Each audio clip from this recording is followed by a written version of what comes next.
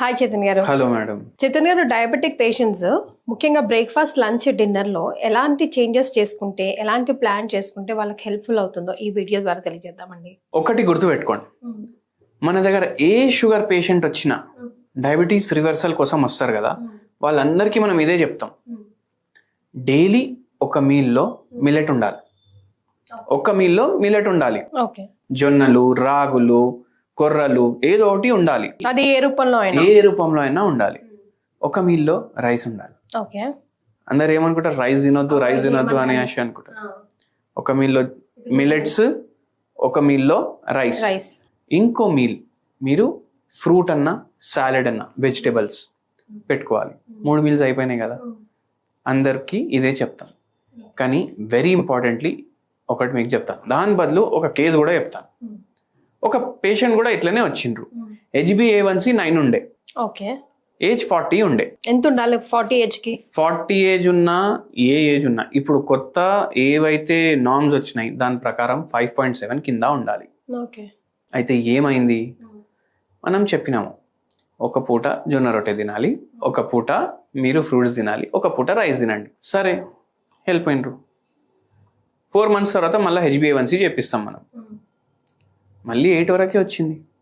నేను అనుకున్నా 6 కిందికి రావాలనుకున్నా. ఓకే. 8 వచ్చింది. మనం అడిగినాం, ఏమైనా బయట తింటున్నారా అంటే లేదు. ఏమైనా ఎక్కువ ఆయిల్ వేసుకుంటూ తింటున్నారా అంటే లేదు. మళ్ళీ ఎందుకు ఇట్లా వస్తుంది అంటే మనం క్వాంటిటీ అడిగినాము. ఓకే. మనం ఫ్రూట్స్ నైట్ టైం తినమన్నాము. ఈయన జొన్న రొట్టె నైట్ తింటుండే. మళ్ళీ ఒకవేళ జొన్న రొట్టె నైట్ తింటే కూడా ఒకటే జొన్న రొట్టె తినాలి. ఈ సార్ 5 జొన్న రొట్టెలు తింటారు. 5 చాలా ఎక్కువ, చాలా టూ మచ్. అది నైట్ టైం. అయితే ఎందుకు అంత అంటే నాకు ఆకలి అవుతుంది, నేను కంట్రోల్ చేసుకోలేకపోతున్నా అని అన్నారు.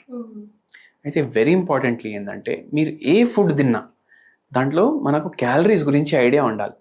డెవలప్ నేషన్స్ ఉంటాయి కదా, US, UK, ఆడ చిన్న చిన్న పిల్లలకి స్కూల్లో నేర్పిస్తారు ఇది తింటే నీ క్యాలరీలు అనేసి. మన దగ్గర అది నేర్పియారు. కడుపు నిండాలనే చూస్తామే. కడుపు నిండా తిన్నారా లేదా అని ఆలోచిస్తారు అందరు. అవునండి. ఇక్కడ వరకు తినాలి అనేసి ఉంటుంది. జర లావు ఉంటే అరే హెల్దీ ఉన్నాను అనేసి అనుకుంటారు. అయితే అది ప్రాబ్లం. అయితే ఇక్కడ ఏమైతుంది, ఎక్కువ క్యాలరీలు పోతున్నాయి, ఇంకా షుగర్ పెరుగుతుంది. అయితే మనం ఏం చేసినాము, నైట్ టైం ఒక జొన్న రొట్టె, ఏ కర్రీ తింటారు తినండి, కానీ కర్రీ ఏదైతే తింటారు అది ఫ్రైడ్ కర్రీ ఉండొద్దు. ఓకే. బెండకాయ ఫ్రై ఉండొద్దు, పులుసు ఉండాలి. దొండకాయ ఫ్రై ఉండొద్దు, ఏదైనా పులుసు చేసుకోవాలి.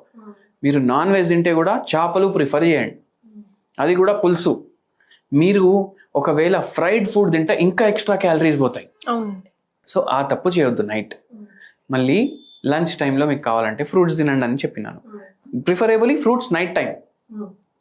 అండ్ వెరీ ఇంపార్టెంట్ ఏంటంటే మార్నింగ్ మీరు బ్రేక్ఫాస్ట్ తింటే ఇడ్లీలు కానీ దోశలు కానీ తింటారు కదా, మీకు ఎంత తినాలనిపిస్తే దానికన్నా సగం తినాలి. మార్నింగ్ బ్రేక్ఫాస్ట్లో సగం క్యాలరీలు తీసేసినాము. మధ్యాహ్నం ఏమో జొన్న రొట్టె తింటే దాంట్లో కూడా ఈయన అయితే 5-6 తింటుండే, కానీ 2 తినేటోళ్ళు ఉంటారు మ్యాక్సిమం. దాంట్లో సగం క్యాలరీలు తీసేసినాము. నైట్ టైం ఒక ఫ్రూట్ బౌల్ పెట్టినాము. అయితే 50% క్యాలరీస్ మనం ఫస్ట్ 2 మీల్స్లోకి వెళ్ళి తీసేసినాము. ఫ్రూట్స్లోకి వెళ్ళి కూడా క్యాలరీస్ తక్కువ పోతాయి బాడీలో, అక్కడ కూడా క్యాలరీస్ తీసేసినాం. దాంతోపాటు హోమియోపతి మెడిసిన్స్ ఇస్తాము. అట్లా మనం పేషెంట్కి షుగర్ రివర్స్ చేస్తాము. అండ్ ఇదే బెస్ట్ డయట్ అంట నేను షుగర్ పేషెంట్లకు. ఇన్ బిట్వీన్ ఒకవేళ చీట్ స్నాక్ చేయాలంటే ఒకటి గుర్తు పెట్టుకోండి, రోడ్ మీద నేను పోతుండే నాకు బజ్జీలు దుకాణం కనిపించింది, అక్కడ నేను పునుగులు తినేసిన అనేసి నడవదు. ఎందుకు నడవదు, full of calories, full of maida. మనం ఏమనుకుంటాం, పునుగులు ఏమో ఇడ్లీ పిండితో చేస్తారు అనుకుంటారు. ఆడు మైదా కలిపితే మనకి ఎట్లా తెలుస్తుంది? మైదా పిండి కలుపుతాడు, మీకు 30 రూపాయలకు ప్లేట్ ఇస్తాడు. మైదా పిండి కలపకుండా ఎట్లా ఇస్తాడు? అందుకే తినొద్దు. మళ్ళీ ఆయిల్ ఏదో వాడతారు, వెజిటేబుల్ ఆయిల్ వాడతారు, అది తినొద్దు. అండ్ వెరీ ఇంపార్టెంట్లీ ఏంటంటే మీకు ఒకవేళ మధ్యలో ఆకలి అయిందంటే కీరా ఉంటుంది కదా బండి మీద, కొనిసి తినండి. ఓకే. ఏమవుతుంది? ఏం కాదు, ఓన్లీ వాటర్ పోతుంది, ఫైబర్ పోతుంది, న్యూట్రియంట్స్ పోతాయి. అవునా కదా? క్యాలరీలు ఎంత, ఒక చాలా 5% క్యాలరీస్ కూడా ఉండవు దాంట్లో. సో అట్లా చేయండి మీరు. ఇట్లా చేసుకుంటా మనం క్యాలరీస్ తగ్గించుకోవచ్చు. అండ్ డయాబెటిక్ రివర్సల్లో కూడా హెల్ప్ చేస్తుంది అనమాట. అండ్ మీకు హోమియోపతి తీసుకుంటే రివర్స్ అవుతుంది డయాబెటీస్. అంటే ఓన్లీ మనకు కంట్రోల్ అవ్వడం కాదు, రివర్స్ అవుతుంది. అంటే మీ బాడీ లోపటి నుంచి డయాబెటీస్ పోతుంది, ఇంకా ఎస్, శాశ్వతంగా శాశ్వతంగా పరిష్కారం అవుతుంది. రైట్.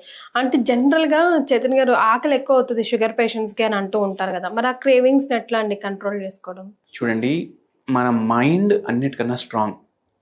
మనం స్ట్రెస్లో ఉంటే బజ్జీలు కూడా తినాలనిపిస్తుంది, బిర్యానీ కూడా తినాలనిపిస్తుంది, ఐస్ క్రీమ్లు కూడా తినాలనిపిస్తుంది. కానీ తినకండి. ఎందుకంటే అన్నిటికైనా ముఖ్యం అంటే ఏంది, మనకు మన హెల్త్.